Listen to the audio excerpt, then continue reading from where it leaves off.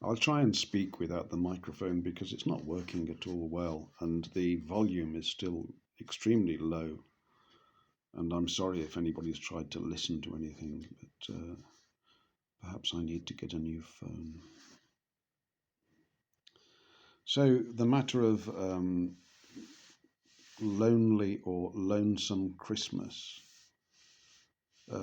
is something that is on my mind. I think there's a lot of people, of course, in my town and around the world who are alone or will be alone.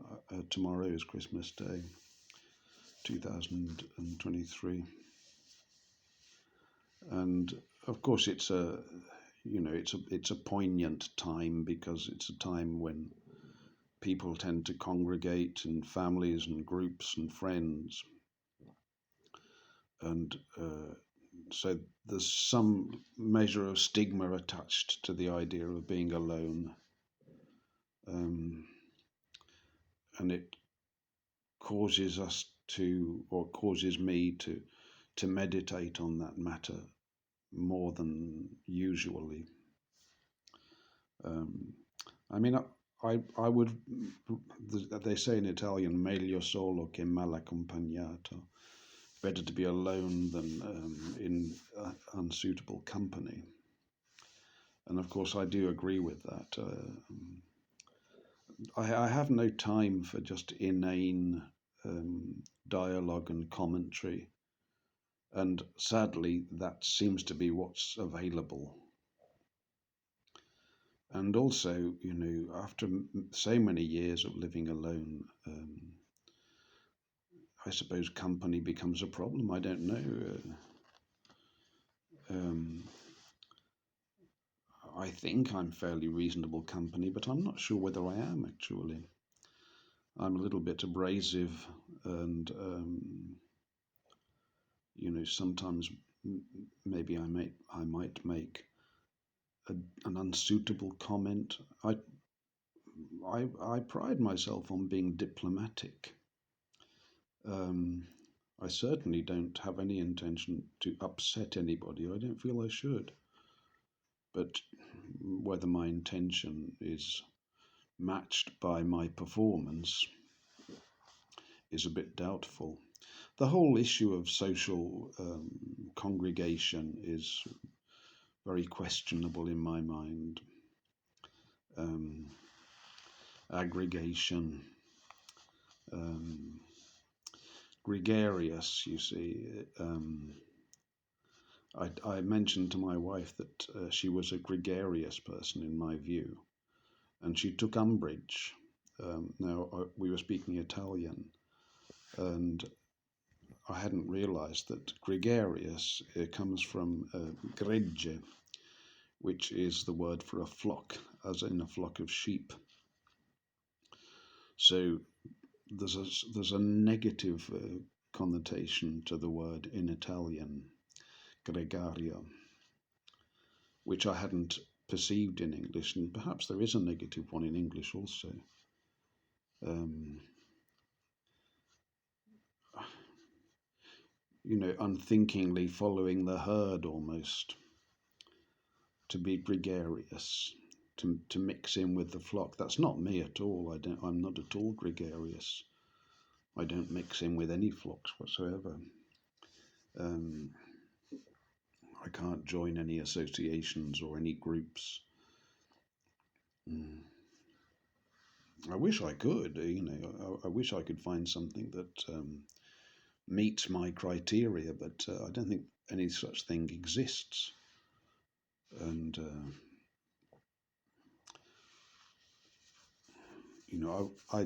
I do yearn. I appreciate company, and it was really my experience with the witch that had taught me how lonely I truly am, because having a female company for a while was just delicious to me.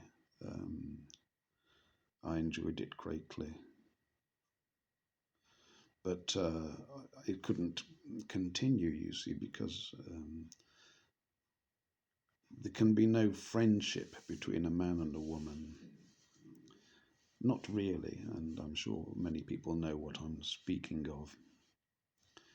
Not if there's attraction on, and there always is attraction on one part or on the other, and that matter has to be resolved.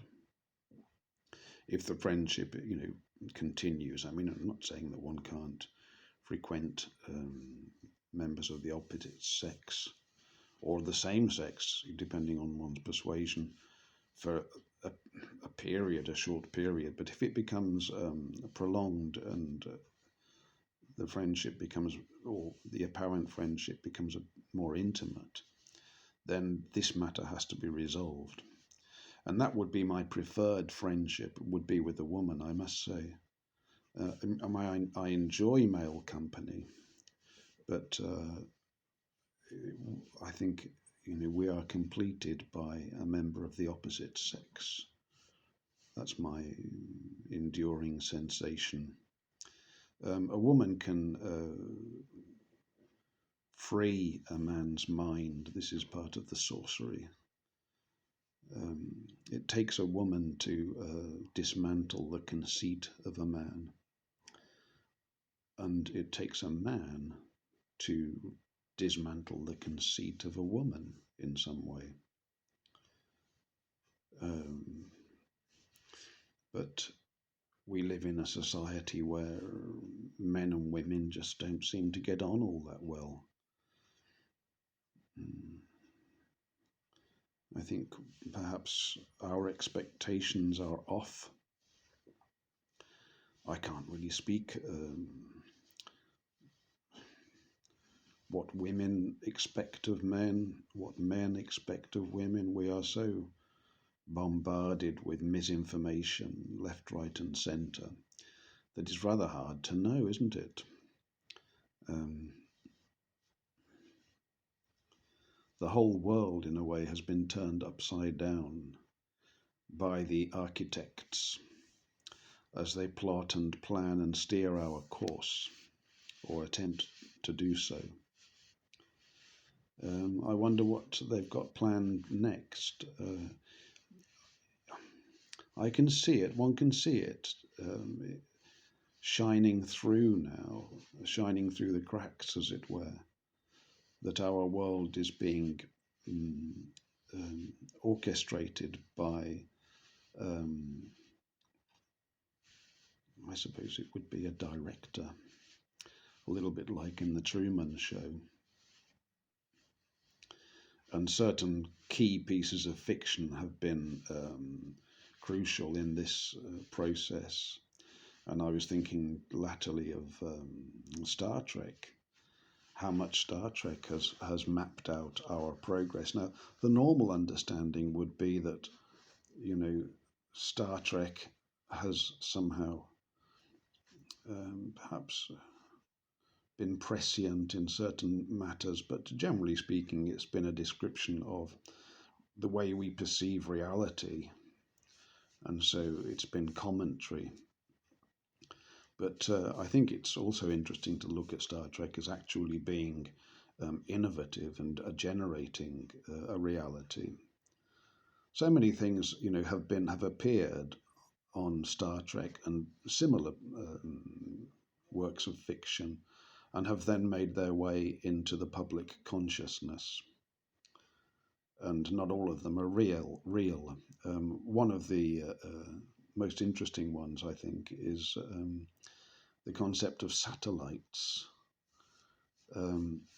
which I believe was first introduced by Arthur C. Clarke in the 1950s in one of his works of fiction, and shortly after became a reality. Not a real reality, of course, but part of the backdrop.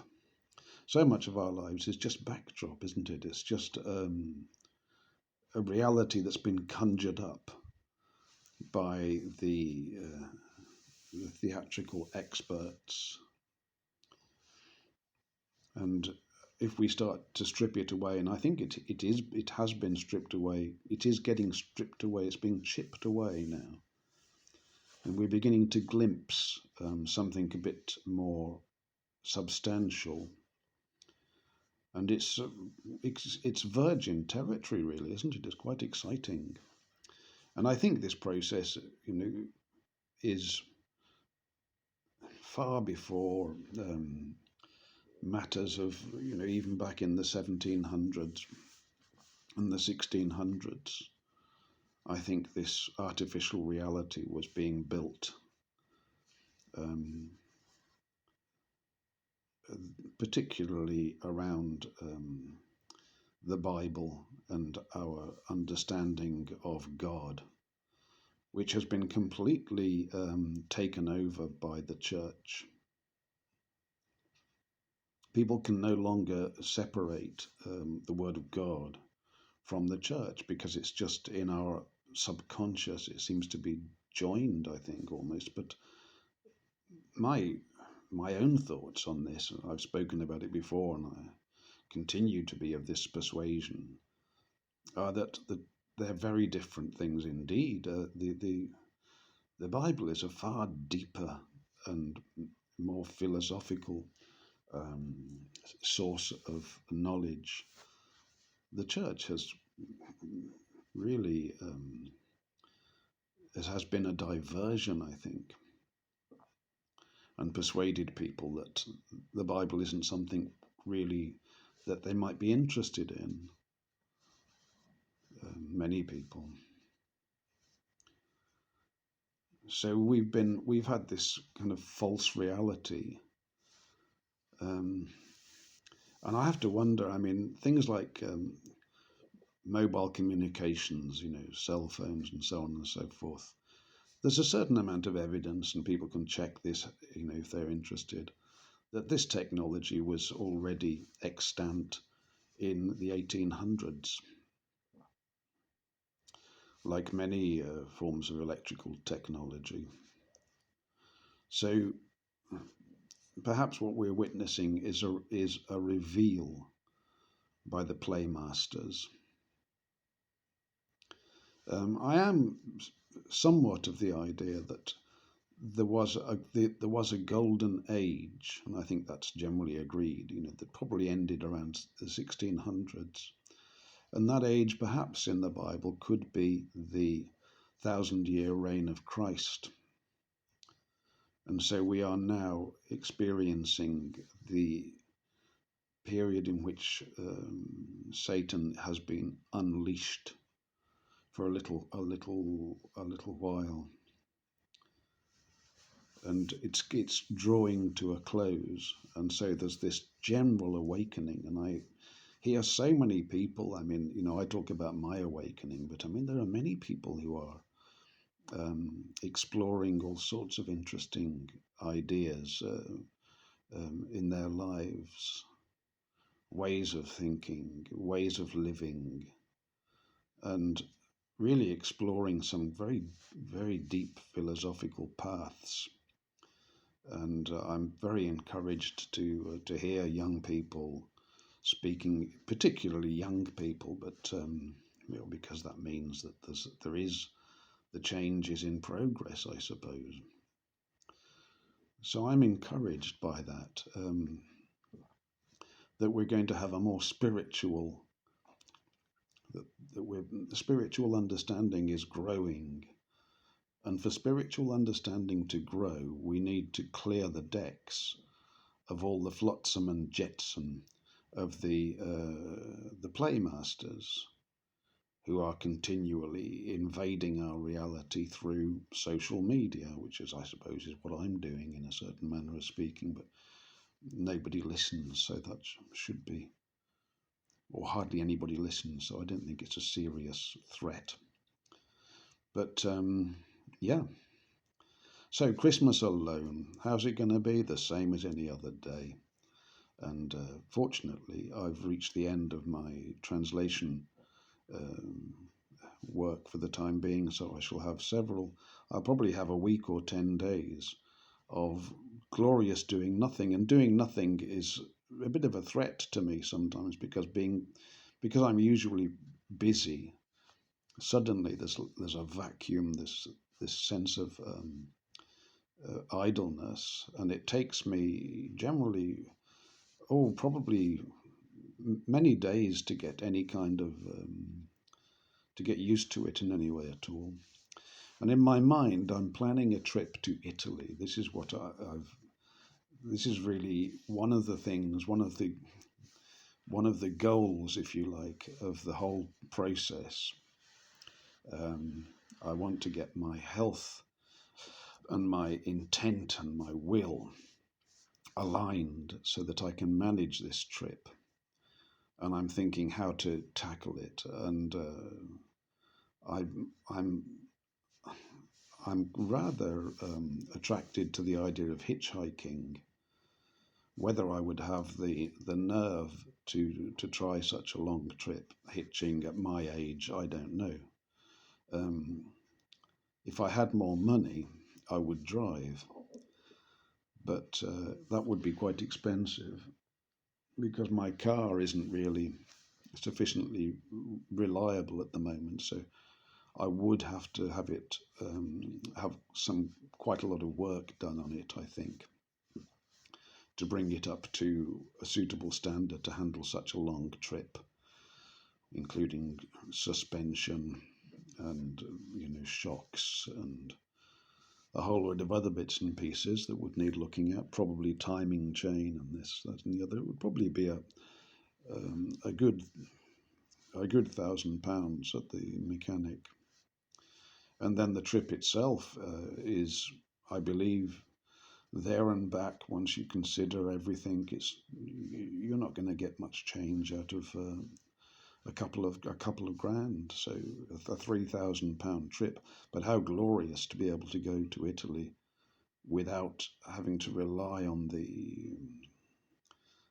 the airlines and all the intrusion and hassle and anxiety and of airports and planes, which I've never particularly liked. I liked them just briefly for a period when not many people were travelling and it was a new thing, but now it's just become another conveyor belt.